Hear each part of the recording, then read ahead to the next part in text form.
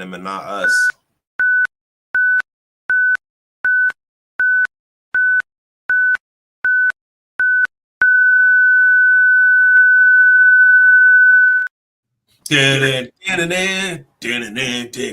Welcome to the Dynasty Pulse right here on the Undroppables Network on YouTube's and we're on Twitter. We're going live today for the season, this season 2024. We have been recording the show and dropping it on Fridays.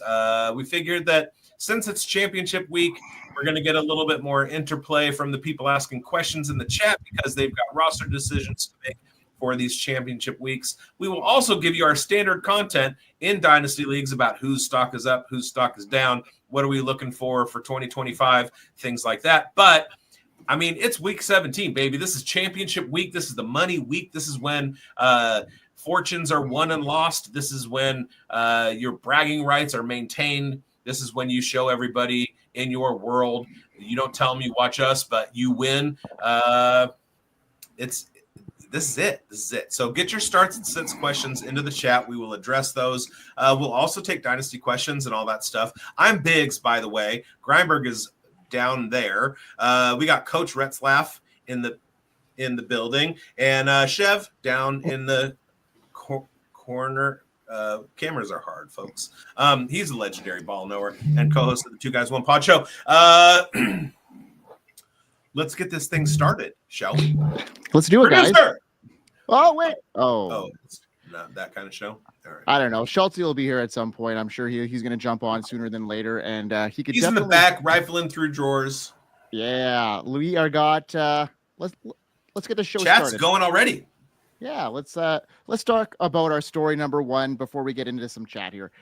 The Vikings playoff push continues. Sam Darnold has emerged as a key player in the team's success, throwing clutch game-winning drives and posting solid numbers, making his future with the team a hot topic. The Vikings have yet to discuss a long-term deal with Darnold, and with 7 teams likely in the market for a new quarterback, his bargaining power is growing. Despite Minnesota's future quarterback, J.J. McCarthy, being in the fold after being drafted with the 10th overall pick, Darnold's strong performance, especially in high-pressure moments, has raised some questions about his value. For fantasy football, the situation has major implications. Darnold's continued success could mean a more stable, fantasy-friendly quarterback situation for Minnesota, which could benefit Justin Jefferson for the rest of his offensive weapons, especially if Darnold remains a starter. For dynasty managers, though, Darnold's strong play raises some interesting questions. Is he a buy low candidate for a team looking for a veteran quarterback in a rapidly developing offense? So, Jeremiah, given Sam Darnold's recent performance, would you consider him a buy low candidate for a contending dynasty team, or do you think his value is too volatile as the Vikings may turn their reins over to JJ next season?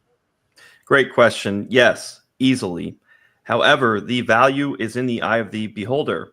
For a trade to happen, the liquidity problem that will occur in dynasty leagues is the crossing point between managers who picked up Sam Darnold for next to nothing, juxtaposed with the fantasy manager who wants to cash out. Brand name damage has been done over the years. You spoke to the volatility, Mike. From a slow career start, we'll have buyers try and buy low for fear of Darnold turning into a pumpkin again. But to me, that is the biggest tell for Sam Darnold managers, to try and get your optimal asking price. There will be people lurking trying to buy. Keep Trade Cut shows a 25 mid-first rookie higher than Sam Darnold by about 3,500 points. Scale it back a little. A late 25 first is a little higher than Sam Darnold still by 2,700 points. The problem is the Sam Darnold manager will want some form of a first-round pick. The sharp move, even if KTC shows a late 25 first as being more valuable, is to try and strike now with a late 25 first and see if the Darnold manager bites. From entry point for Sam Darnold managers, getting a late 25 first is a 10-bagger. You may not be selling at the top, but in Wall Street and in stocks, if you sell at a profit, it is never a loss. With that said, they don't ring the bell at the top. Try and buy before Darnold locks up a contract. If the Vikings turn around and sign Darnold to a 2-3 year deal, you're happy you bought or held. Now factor in some teams that we'll end up discussing: the Browns, Giants, Raiders, Cowboys, Jets. Any of those teams gives Darnold a $100 million plus contract, and the starting price for a trade in Dynasty will be that 25 late first round pick that you gave up in this hypothetical if you're buying now when there's some uncertainty. This is the Dynasty Pulse. We have a window prior to free agency to capitalize and buy Sam Darnold. We also have a window to sell. So I think there are two ways to play it overall. Let's say you have Sam Darnold. You wait until Darnold signs with the team next year, and then you sell for a first plus. Or you buy Sam Darnold now, not having him, for a 25 late first. If you can't get that to work or find like for like players, you back out and you miss out. It is okay to have discipline on both sides. Now, on keep, trade, cut, an even trade and Superflex that shows, I'm going to give you a scenario, Biggs, and tell me, what would you prefer? We'll go around the room, right? It's a win now team. Biggs, who do you prefer in Dynasty? Sam Darnold or Dak Prescott? Sam Darnold. Beautiful, beautiful. So there's some pulse there. Look how highly Dak Prescott was going at the 2-3 turn in a Superflex startup just last offseason. Any more reason, any elaboration you want on that? Like why? Well, I'm a huge Dak fan.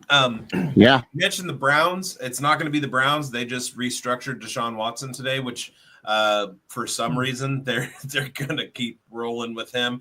Hopefully they put in a contract out so that it's not all guaranteed money anymore. They did not put okay. The Browns are it's 100. I think it's like $165 million over the next 2 seasons, fully guaranteed. That's crazy. When we first started talking about this, when I first saw the question, when you first started talking, the thought in my brain was I would hold out on trying to buy Darnold until the Raiders sign him. If the Raiders sign him, his value is going to drop simply because of the team that he's associated with. But what I think is going to happen is the Vikings are going to go ahead and re-sign him.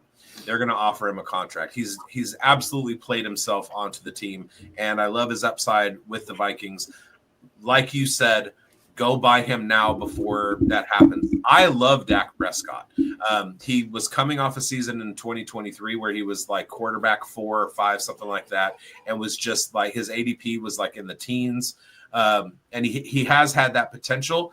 He dealt with some issues, dealt with some injuries. The Cowboys were pretty terrible, but he is older, and I do like the fact that Darnold has emerged.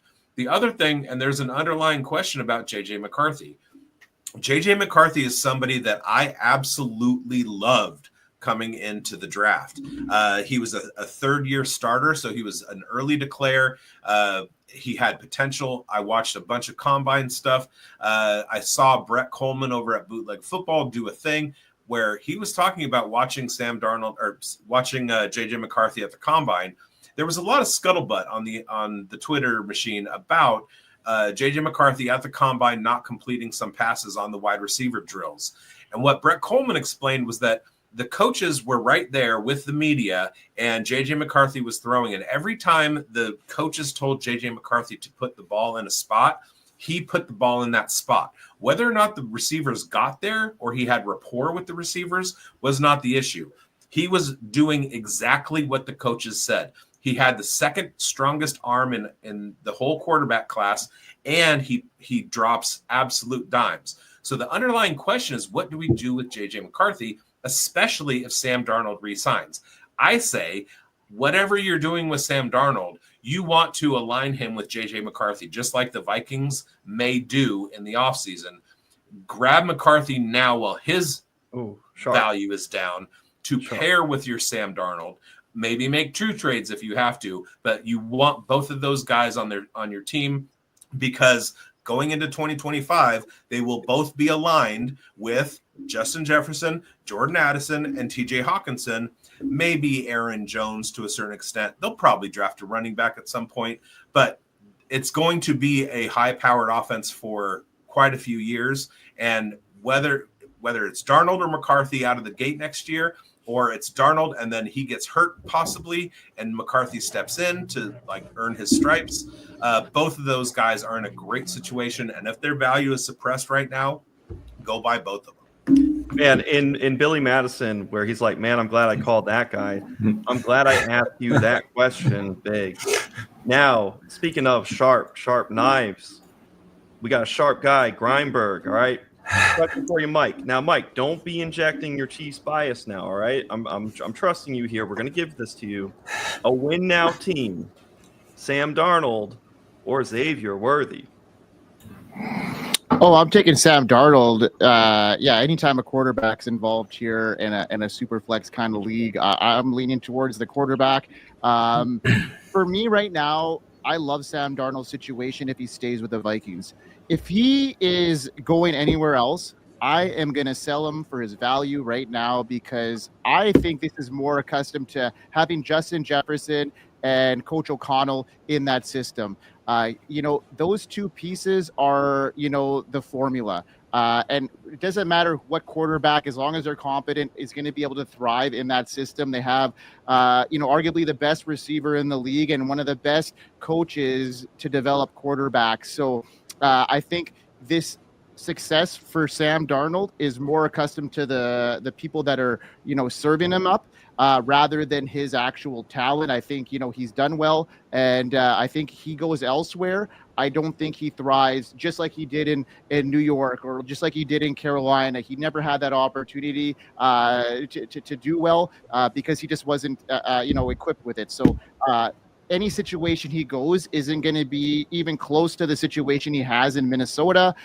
So if he goes elsewhere, I'm going to be, trying to sell him out for a better situation. So, yeah, but as far as that question goes, definitely I'm going Sam Darnold over Xavier Worthy. Hey, very nice. Thank you, Mike. And then, Chev, let's go to you. You're in a rebuilding situation, and granted, these are what came up even in Keep Trade Cut. Your wide receiver and your QB room are even in this rebuild, right? Chev, do you go Sam Darnold or Josh Down? Easily Sam Darnold. Okay, beautiful. Sorry, I apologize. Let's throw it back a little bit to you remember when you asked Mike that question? Well, one of the things that you asked was a quarterback versus a wide receiver, and quarterbacks always carry more value in Superflex Dynasty than wide receivers do. So, and they hold their value longer. So wherever Sam Darnold has wound up or will wind up, it's kind of hard to measure him against wide receivers, especially when they're not top 5 guys.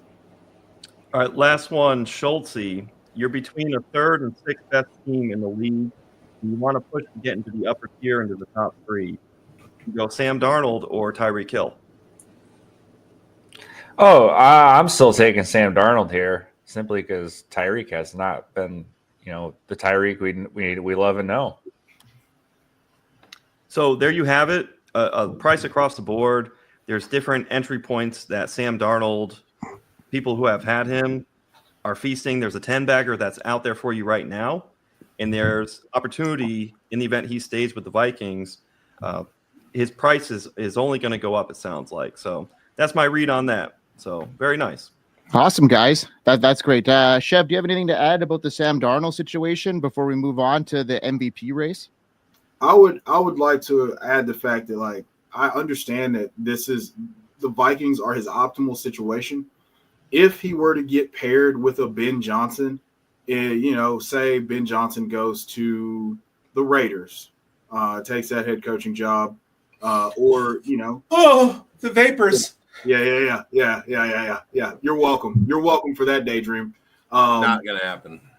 I know. If he gets paired with a certain few play callers in the league, if somehow or another some team decides to trade Brock Purdy for a ton of capital, and then you get Sam Darnold for a 2-year, $120 million deal or whatever the going rate at the top of the market's going to be when he's on the market, I would 100% love to see him with a Kyle Shanahan, with a Ben Johnson, with somebody if he's with a brilliant play caller, and someone that understands quarterback play, I would hold Sam Darnold. But it's only like you're trying to thread the eye of the needle here if he's leaving the optimal situation and game environment in Minnesota.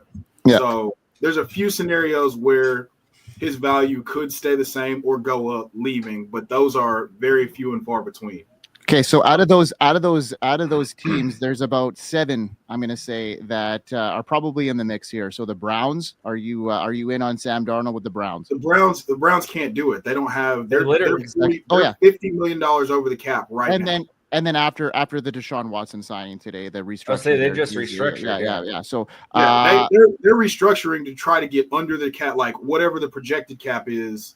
Like they're $50 million over the projected cap for 2025. So the Browns are out. What about the Giants? Would depend on who the play caller is that goes there. Okay, and then there's the Raiders, the Cowboys, the Jets. Why is the Cowboys a thing? They just signed Dak. Dak's got $240 million coming his way. There you go. So the Cowboys are nowhere near that. So there's very few teams that are in the market then, when you think about it. Titans. The Titans could be there.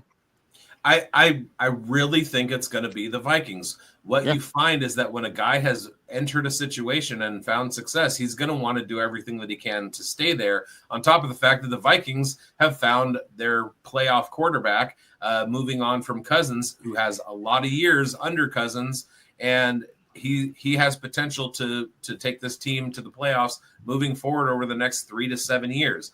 So I think that Minnesota does everything they can to sign him.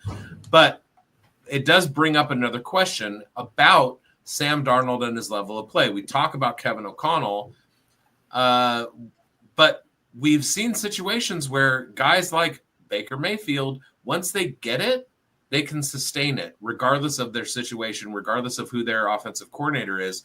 Has not Sam Darnold played himself into a spot where it doesn't matter where he goes? Say he goes to the Raiders and they retain Scott Turner. Now he's looking at Brock Bowers, Jacoby Myers, maybe a first-round wide receiver draft pick, a gelling offensive line, and a new running back.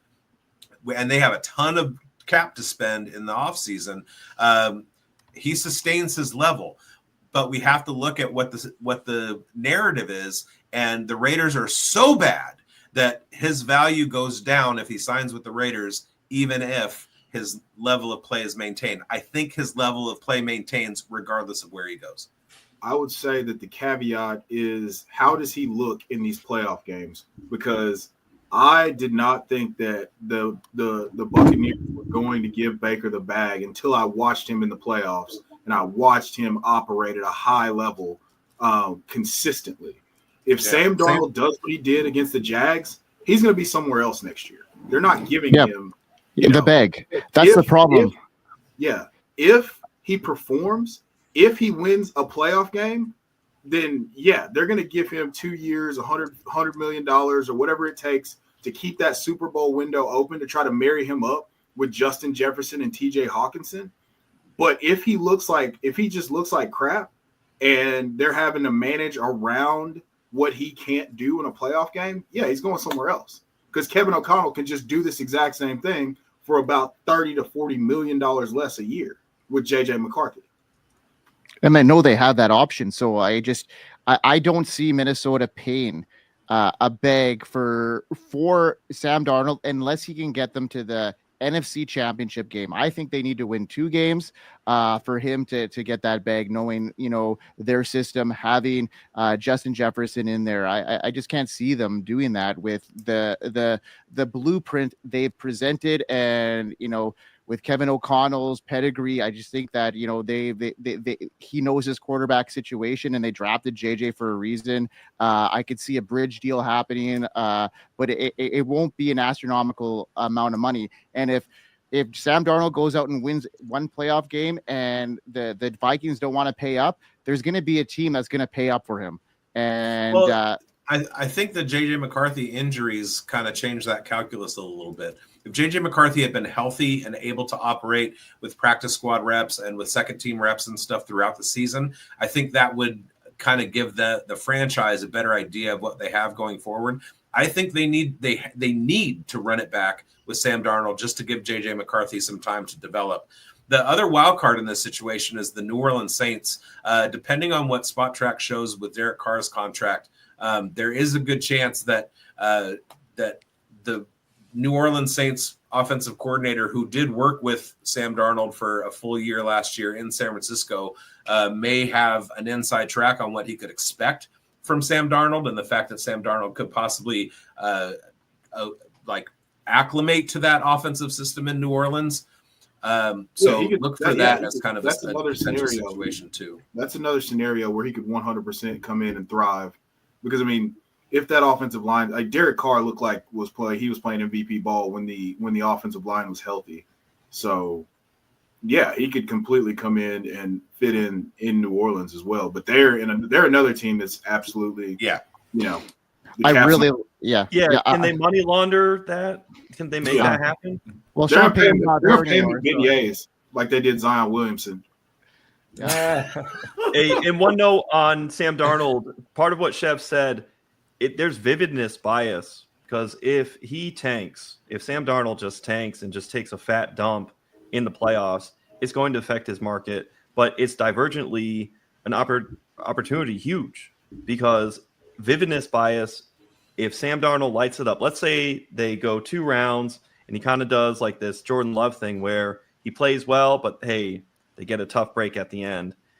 Your vividness bias is going to see that, and that's going to be the more likelihood that the Vikings will end up wanting to keep Sam Darnold, because the arrow would still be pointing up.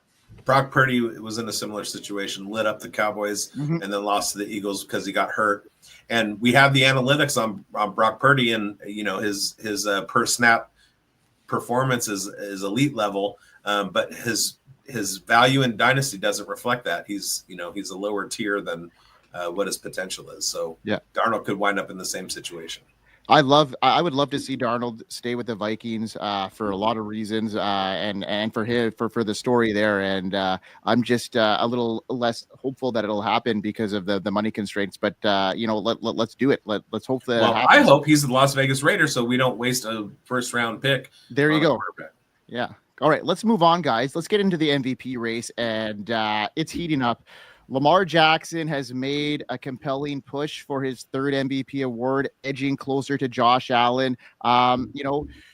Lamar looked the part this week, and Josh Allen's coming into a game that, the Bills want to win, but don't necessarily need to win. And what are your guys' initial thoughts on this race?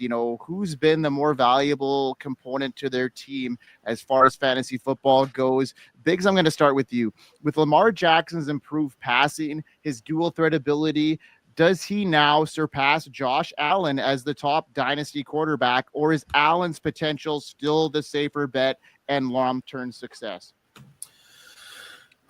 That's a tough one. I still think that I would lean towards the scoring of Josh Allen. When we're talking about the MVP race in the NFL, you kind of have to lean towards Lamar Jackson.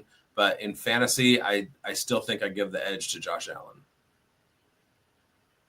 Yeah, I'm kind of on that same boat. You saw those back-to-back games from Josh Allen. He scored 100 fantasy points in 2 weeks. Just shows his reliance.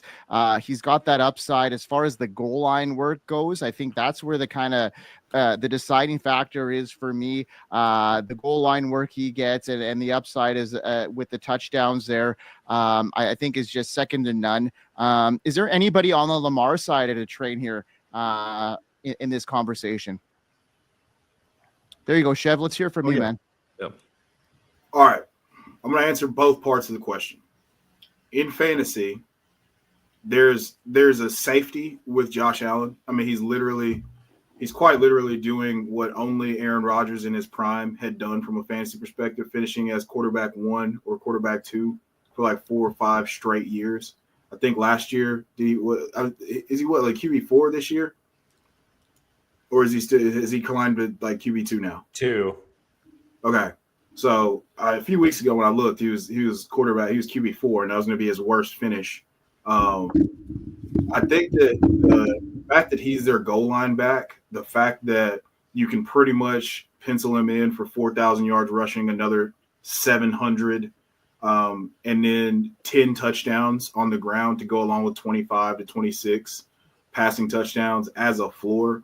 If they go get him another elite weapon, he's by far and away the quarterback one. The only reason that it's even a question is because there is no elite weapon.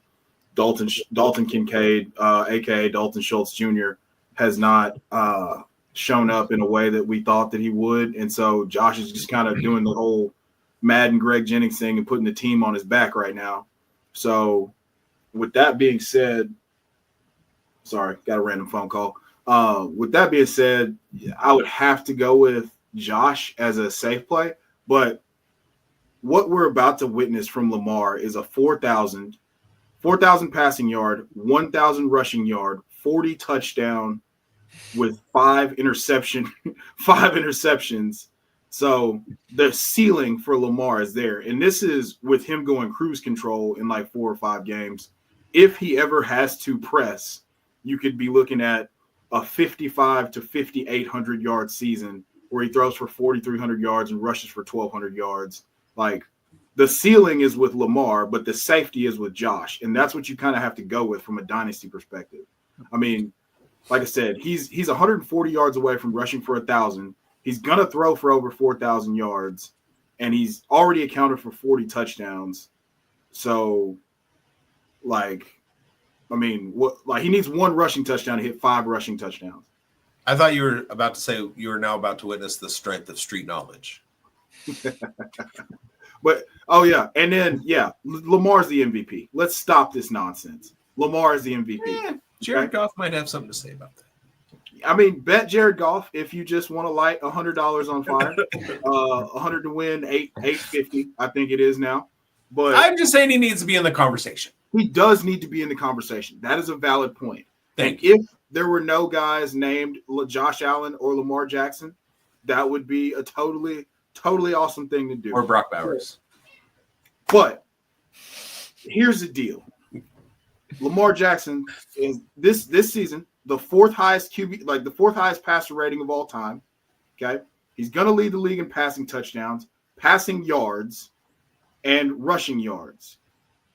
Josh Allen is just kind of leading what we thought was going to be a crappy team to the playoffs. Like, what's the argument for Josh Allen? And Lamar beat Josh Allen head-to-head by 3 touchdowns. So, like, I will open the floor up to anybody who wants to make the MVP argument for Josh Allen. Well, I'm just going to talk more about Lamar, baby. Let's just keep talking dirty about Lamar Jackson. That all right? That makes me real excited. Makes me super excited. Gets the blood flowing, right? Lamar Jackson plus 180. Josh Allen minus 250 for the odds. So the odds right now are favoring Josh Allen, but they've truncated, gotten closer. Let's just talk about the New England Patriots. Just missed a golden opportunity to draft Lamar Jackson, if only for the fact that somebody at home from New England can just be like, come on, Lamar. Like you just missed out on years of that. Like, just terrible. Lamar. So glad we moved on Yeah. Tom Brady for Lamar. We got to go see Lamar. Man, you guys messed up. So let's spit some facts here. Rushing yards, number 1, 765. Rush yards per game, 51 for Lamar. Number 1 overall. Then you're looking at fantasy points per drop back. He's number 1. Lamar, 25.5 fantasy points per game is number 1. Best ball points added, number 2. Number 1 in adjusted yards per attempt. All this stuff is from Player Profiler. All right, hang on. Might know that. Where does Jared Goff rank in rushing yards? I don't have it in front of me. There are 1,800 players in the NFL. I'm going to comfortably say around 1,900. Yeah. He's got more rushing yards than approximately probably 200 players in the NFL. I think he's got more rushing yards than Spencer Rattler.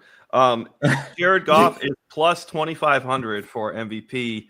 For those of you who like to light your money on fire in a rapid manner.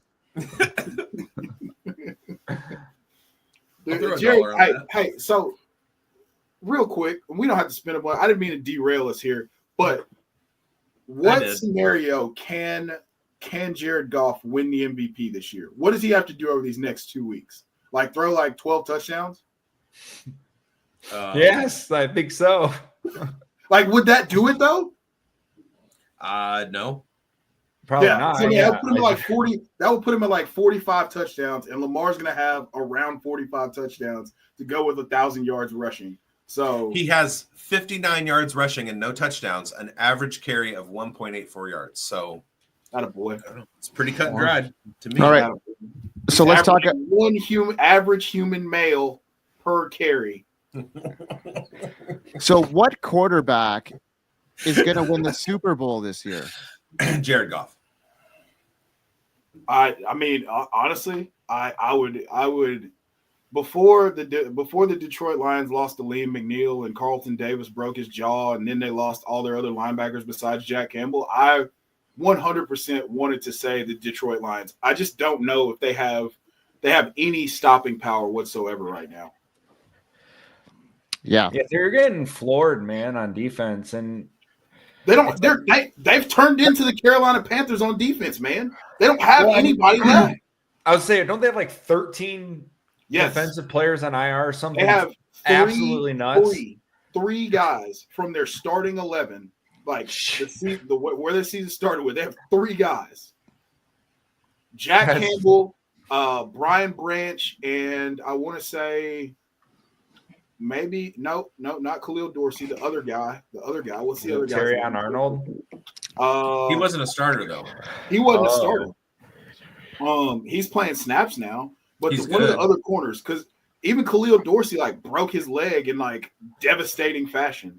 So I can't remember who the other guy is, but yeah, Brian Branch and Jack Campbell are two of the only guys I can think of off the top of my head that are still playing American tackle football for the Detroit Lions and not currently on IR. You kind of have to lean Patrick Mahomes until further notice. I know that's the not sexy thing to do, though. I just hope I get to see Jared in New Orleans. It's Mahomes until it's not at this point. Well, I just think they played their best game of the year. Like they actually showed what they needed to do in a game. Like they played got 29 points. Exactly. Woo! They almost scored 30 again. They, it's impressive. I just want to be able to ask Jared Goff on media day, how do you feel about being the second best player born in Novato, California? Because you are the best player that was born in Novato, California. I knew that for sure. You were opening up those holes for those running backs bigger than anybody out there. I was a much better blocker than Jared Goff was. There you have it. Okay. Imagine if Biggs got to block for Land Larison. Oh my God. Yeah, so one of my favorite parts about going to the Football Hall of Fame in Canton is that they have these like player cutout things where you can like put your limbs in to like these molds of other players. And so like I went to the offensive line and I was like, how do human people get their arms so big? But then I went up to this one and it was like from the waist down and I slid into it and it was like perfect fit for like waist, butt, thigh, calf, foot, and took a step back and it was Jerome Bettis. Hell yeah. Call me the short bus. The short bus. We're going to call you the caravan.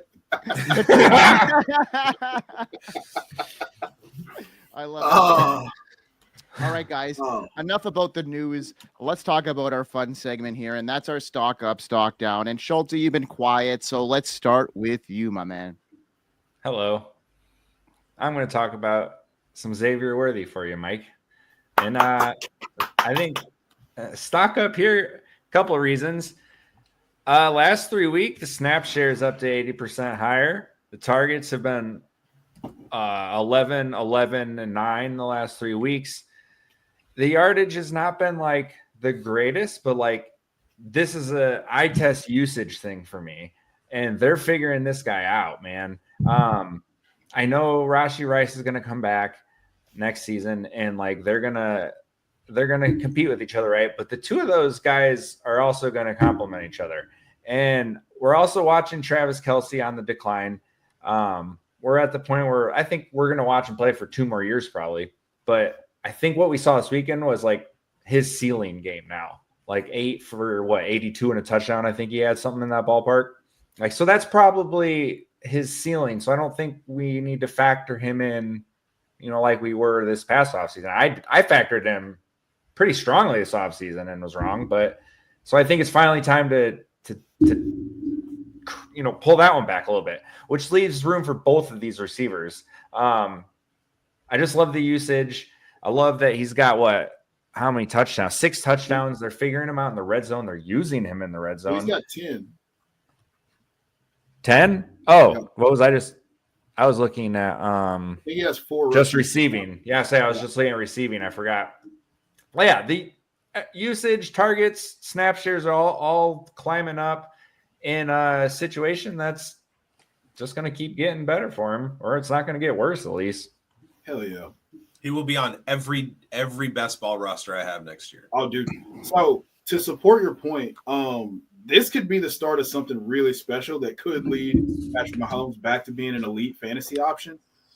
This is almost exactly like Tyreek Hill was used his rookie year.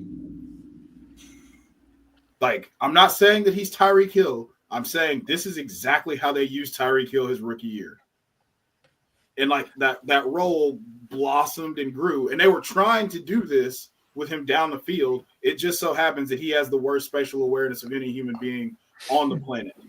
Well, yeah. If you look at the 2 most successful pass catchers in Mahomes' career, they have been Tyreek Hill and Travis Kelce, the 2 guys who created the best chemistry and relationship with Patrick Mahomes, where they were 2 minds blended as one.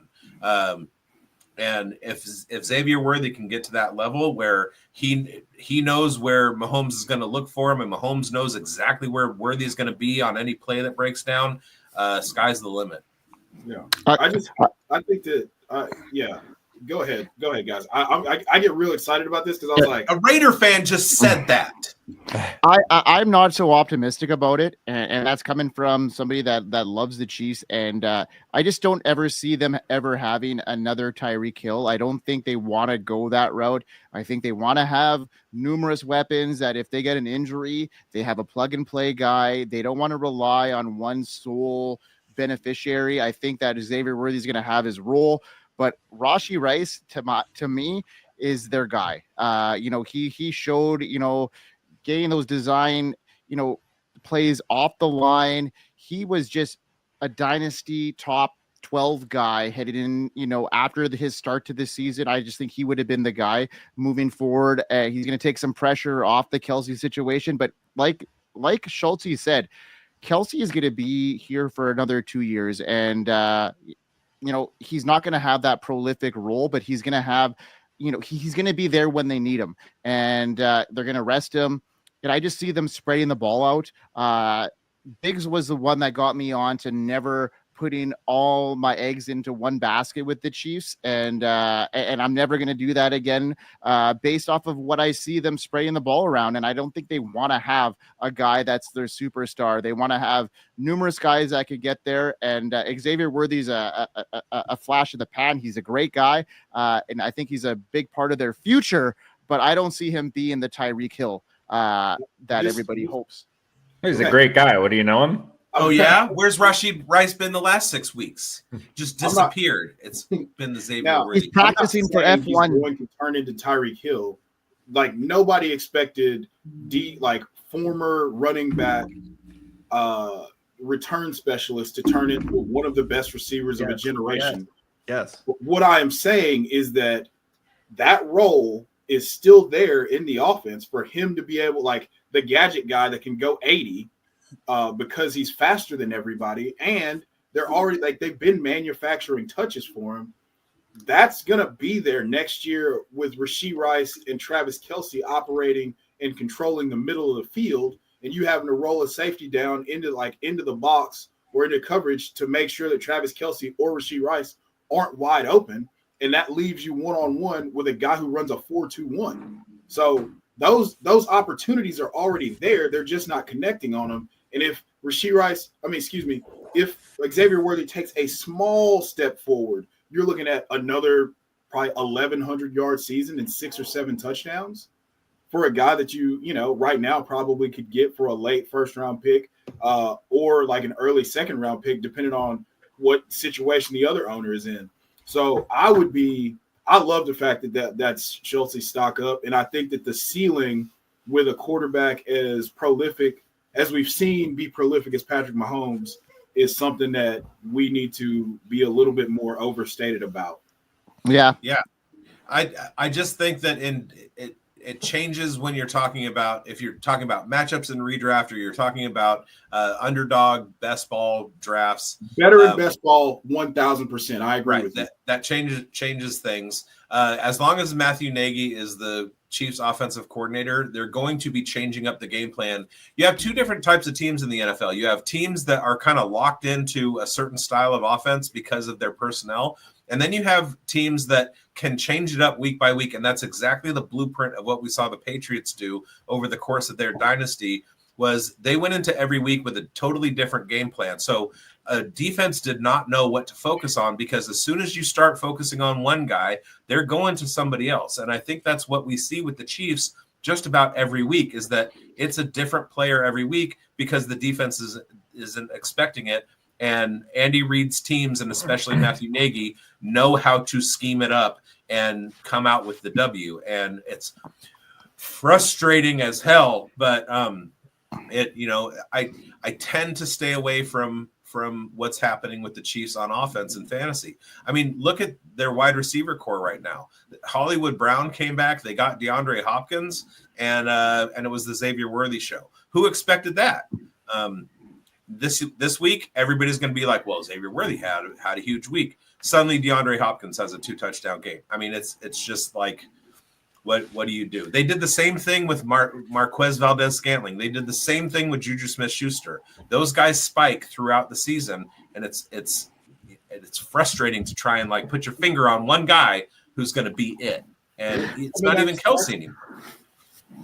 That's part of their copium for losing Rashee Rice. Rashee Rice was going to go 110 for 1,400 yards this year.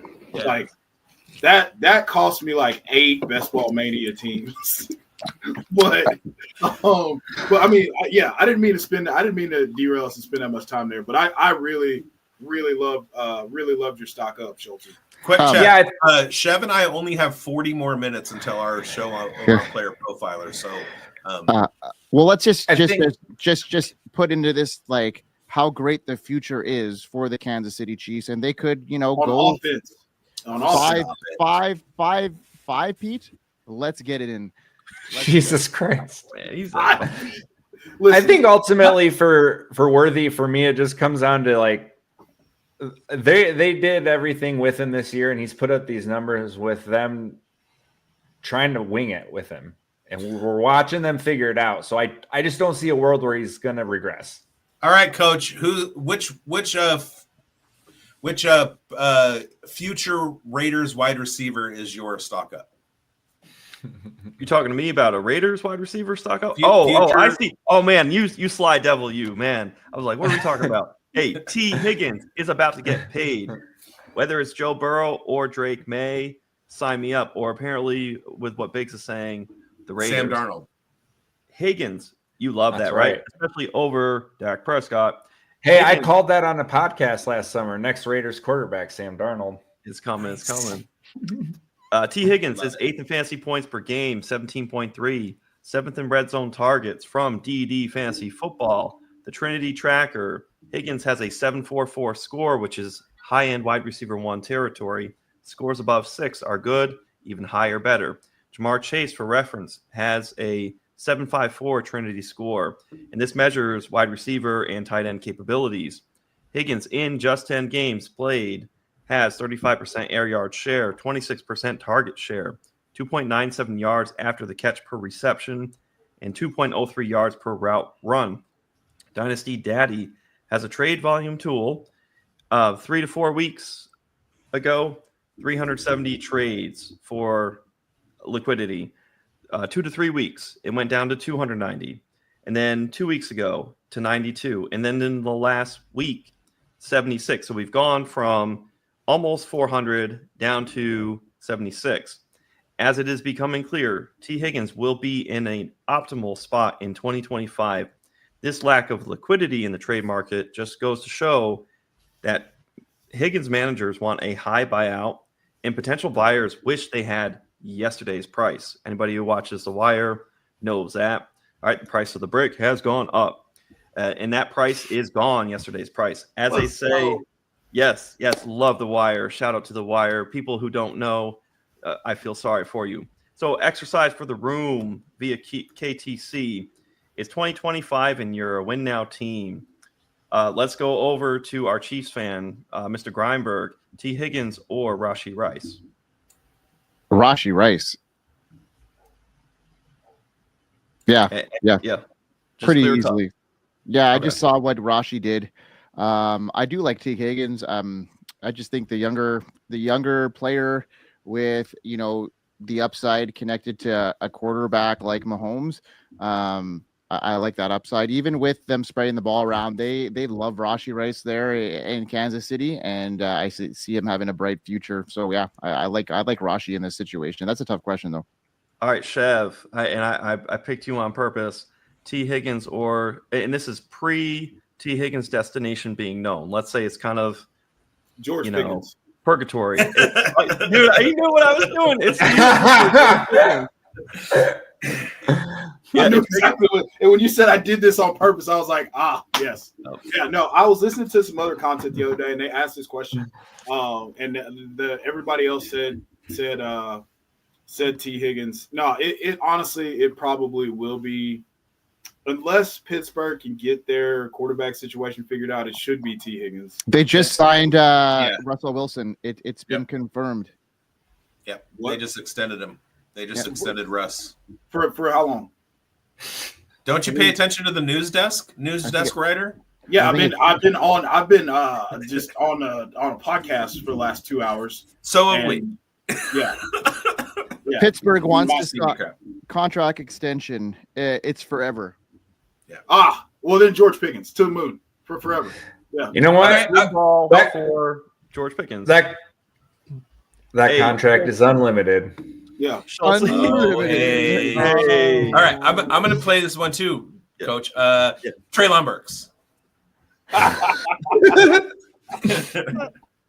Land Larson. Can I write in on the ballot? I would like to nominate Jeremiah Smith. So my only concern with T. Higgins, and before you ask me the question or Schultz or whatever, my only concern with T. Higgins is ability to stay on the field.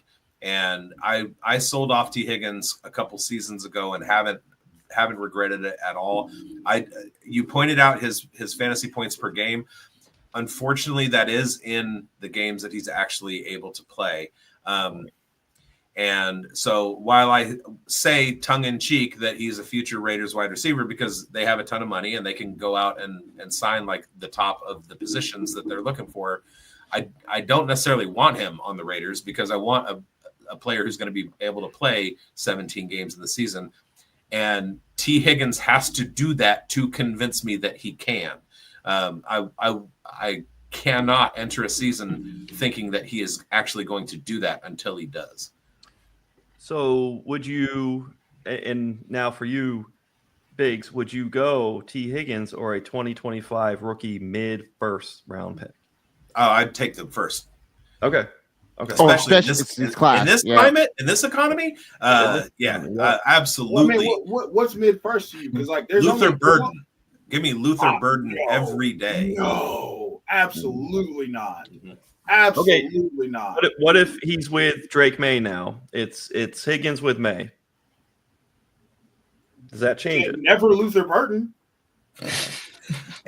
I don't think it does because I feel like you have a known quantity in Higgins, and part of that is he has a hard time staying off or staying on the field because of soft tissue injuries.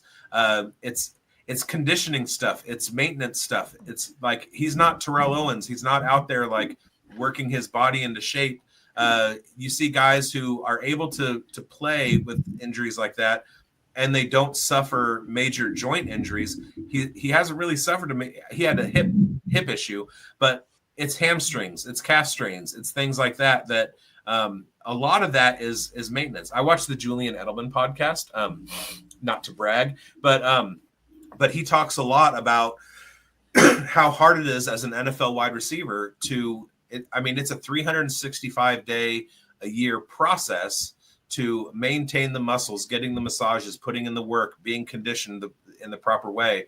And I tend to see a bias against players that suffer injuries like that, as they're not working hard enough. You know what I mean? I may be completely wrong on that, but that's just kind of my read on the situation. So it's hard for me to have faith in T. Higgins. So if I'm looking at it as stiffening up my roster with, a first round running back or a first round wide receiver, then I'm looking to go that way. I would put if T. Higgins were in this class, there would be Ashton, there would be Amarion, and then Tet. T for me. Tet. And T would be ahead of Tet. Yeah. Okay. T would be ahead of Tet for me. Okay. We watched what T did to ACC DBs, and then we watched what Tet did to what's left of the Pac-12 DBs. I had to break this down to somebody else in a Discord. It's you would rather have Tet than George Pickens, who does this to NFL DBs, and you got one guy who's doing it to future State Farm salesman. Oh, it's one of the things that I talked about in the offseason with my player profiler article that I chose Ladd McConkey over Deontay Johnson. When rookie wide receivers come into the league, they are still physically children. They don't have a knowledge of NFL offenses or defenses, and so there's a learning curve that's there. They're playing against guys who have been in the league for 5 years, that are fully grown-ass men, that have man strength, adult strength, that they've been weightlifting for the last 15, 20 years. They have the knowledge of leverage. They have the knowledge of schemes. That's what rookie wide receivers are coming up against. So, yeah, if you start looking at stuff like that, it's easy to take the side of the veteran. Then you look at what Malik Neighbors has done. You look at what Brian Thomas Jr. has done. You look at what Ladd has done as rookies. They've come out and they're playing against those guys who are brainier, bigger, stronger, actual men, and they're still playing at an elite level. So I can see a world in which Tet does that pretty quickly. You know what I'm saying? I just think and he doesn't have the injury history. I think that T with 150 targets is prime Brandon Marshall. That's where I fall, and I can't be convinced. Yes, I'm not arguing that part of it. Coach pointed out his fantasy points per game. If he plays 17 games and he's averaging 18 points a game over the course of 17 games, he's obviously in the conversation of a top 5 wide receiver. And with the new free agent contract, if he signs somewhere else other than Cincinnati, they're likely going to make him the wide receiver 1X. Is he going to be able to play 17 games? And I just have zero faith that at this point that he can do that. Whereas somebody else who that's a valid thing, but I mean, that's the same thing that we did with Christian McCaffrey, and that blew up in our face. Sure, for 1 year. But so many things blow up in my face, Chev. Come on. Hey, I got one more. Go ahead. I got one more. All right, Biggs and Chev, I need you to close your ears. Schultz, Brian Thomas Jr. Irving or T. Higgins? Oh, this is you're asking the wrong guy for this question. Give me Bucky all day. All right. Hey, there we go. I just knew I would at least get objective. I mean, especially if I asked Greinberg, I would just get very objective analysis.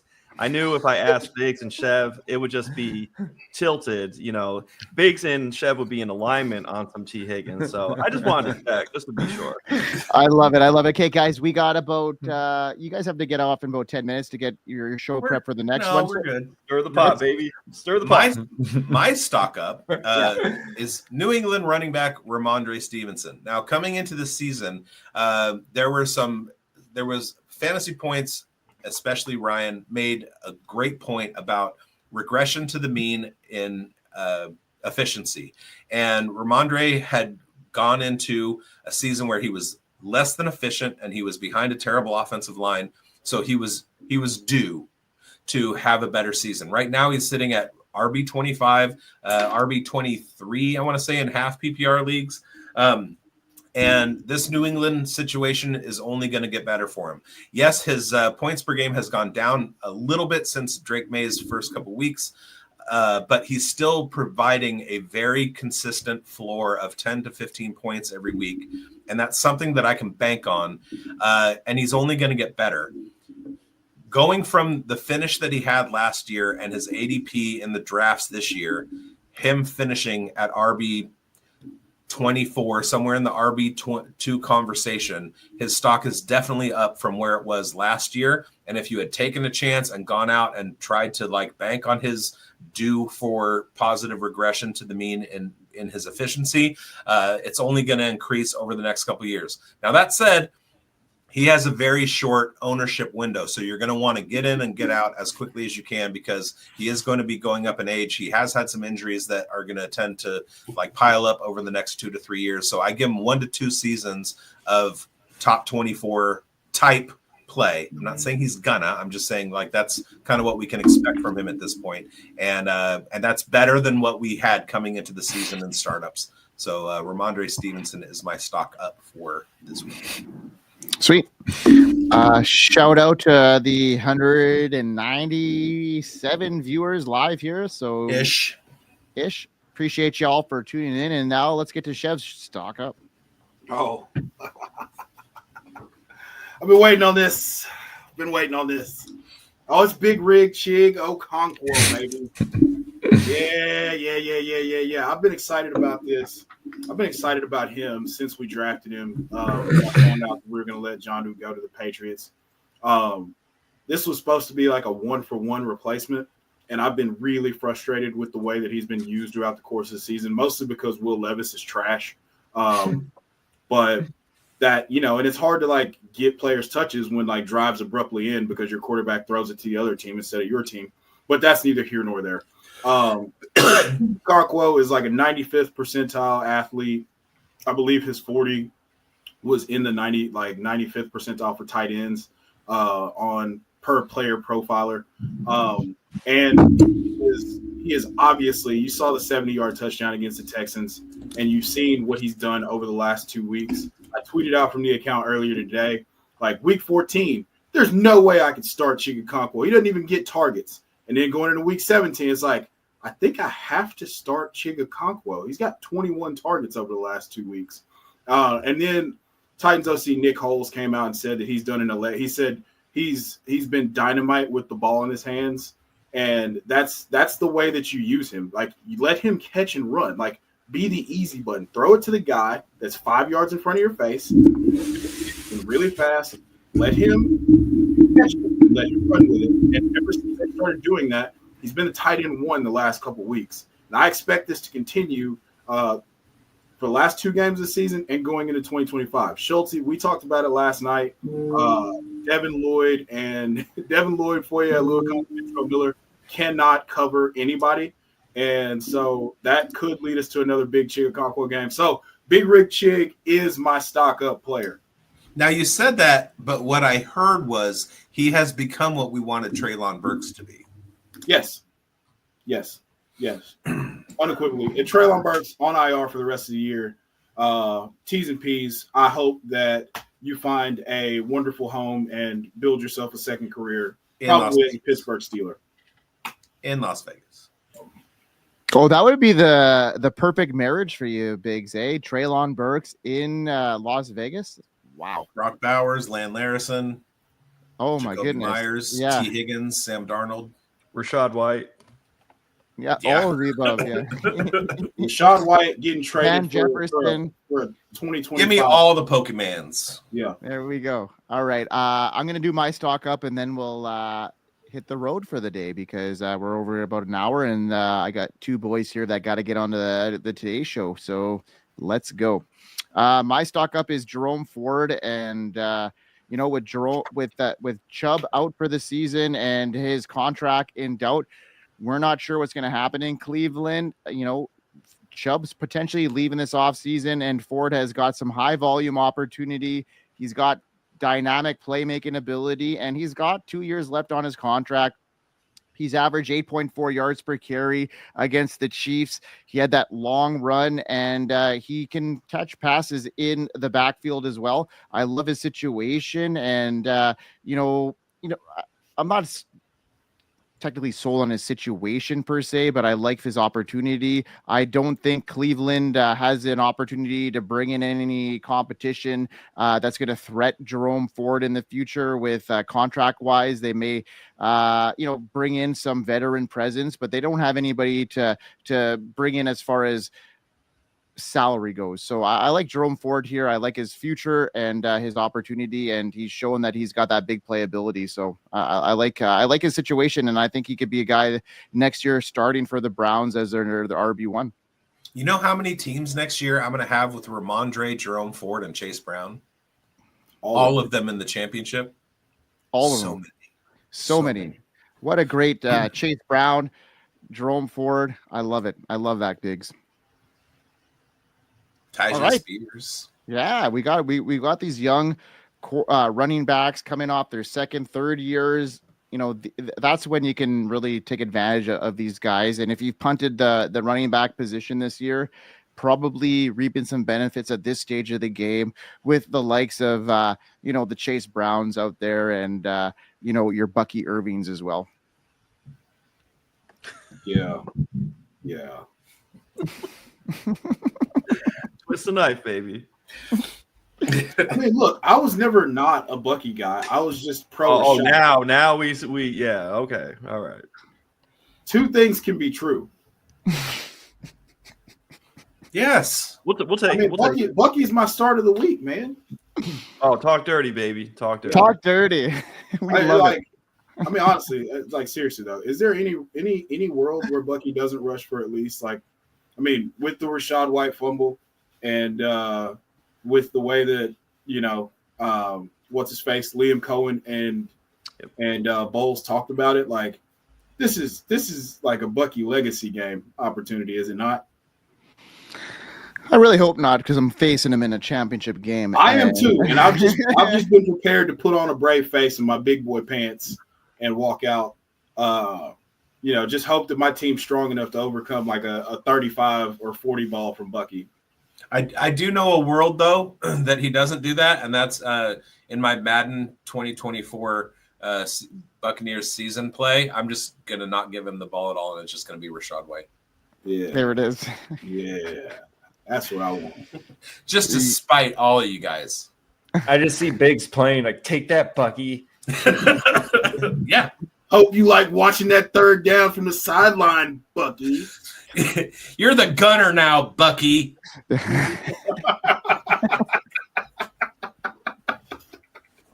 I love it, guys. I appreciate this crew. This is the new Dynasty Pulse that's going to kind of evolve into the new season here, and appreciate everybody from tuning in from the inception, from when it was just Biggs and I just over a year ago now, and now we've grown to 5.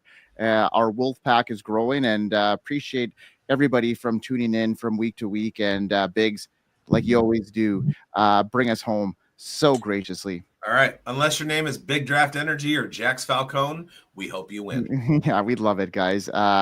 We appreciate everybody from tuning in from the Undroppables Network, from the Fantasy Football Plus Network, which this show is going to air first thing tomorrow morning. But appreciate everybody from tuning in, and we'll be back next week for sure with another Dynasty Pulse. So peace out, everyone.